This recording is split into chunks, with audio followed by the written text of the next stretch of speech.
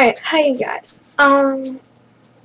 It has taken me a lot of guts to come out to people of YouTube and, record this. And I can't make, a huge video out of this or anything because I just can't. I'm sorry about that. But, excuse me. And I wish I could, but I don't have that kind of time.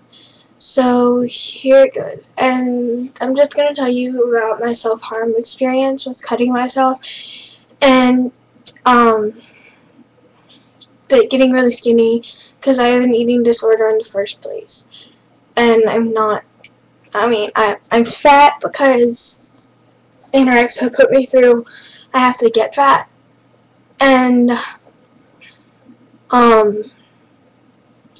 it doesn't, that much. About it, and I just want to share my story, and this is only with cutting myself because that's what mainly is what I'm doing and what I'm still doing, and this story is not done yet. I'm hopefully going to be done and over with cutting self-harm, all of that by the end of the summer. And I've been doing this, I've been cutting for about since November, and it's since November of 2010, and it's June of 2011 right now. So not even a year, but I'm really bad, and I've got to the point where I understand that Kaylee, it's time that you need to either find some help or get better on your own, and I've chosen to get better on my own. So this is my story. Alright, my story, self-harm. 6th grade year, 2010 through 2011. I fell head over heels for the hottest gothic guy in 6th grade. It started off in mid-November when we would just talk, and then he got my number, asked me out, and we got to know each other better. And about 2 weeks later, he broke up with me for my best friend. And that crushed me, and I was so frustrated at him. I wanted to kill him, and she was like, just it's okay, Well, it wasn't okay. Well, I was pissed and never experienced depression before. I was locking myself in my room, becoming less social. I could tell that my friends would notice, but they never asked. One day I came to school crying and with bruises on my arms. I told people I fell that morning. The truth was, my mom punched me over and over and over again that night before. I cried myself to sleep that night, thinking, what should I do?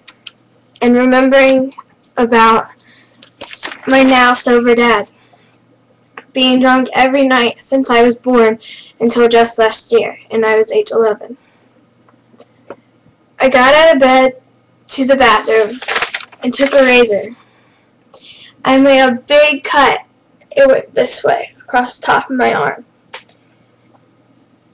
It stung at first, but it felt so good and so right, so I made about 5 more cuts. So this one was here. I made 5 more here. And I don't know if you can see, but there's like a whole bunch of scars all right there, and it kills me just to think about that.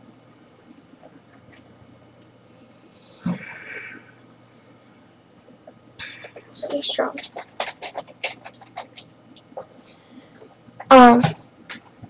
And the bruises that my mom gave me are just like these bruises.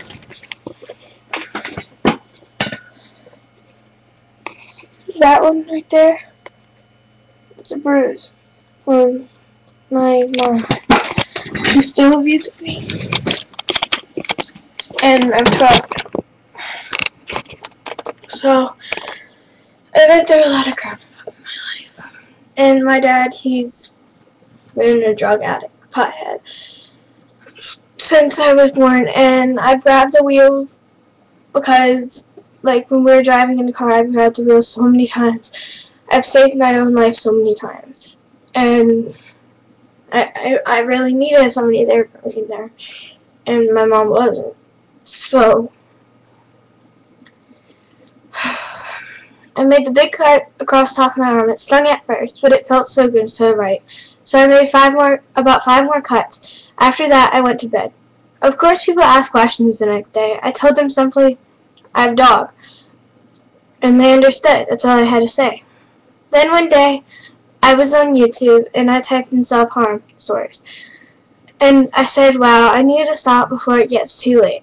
A month later, from my first cut, I couldn't stop. I was addicted.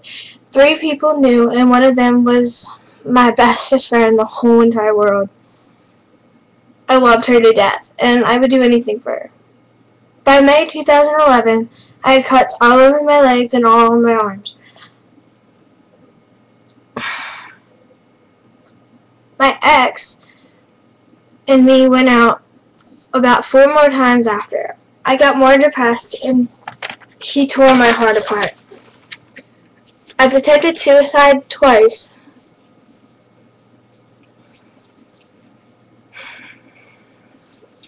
And my mom got worse.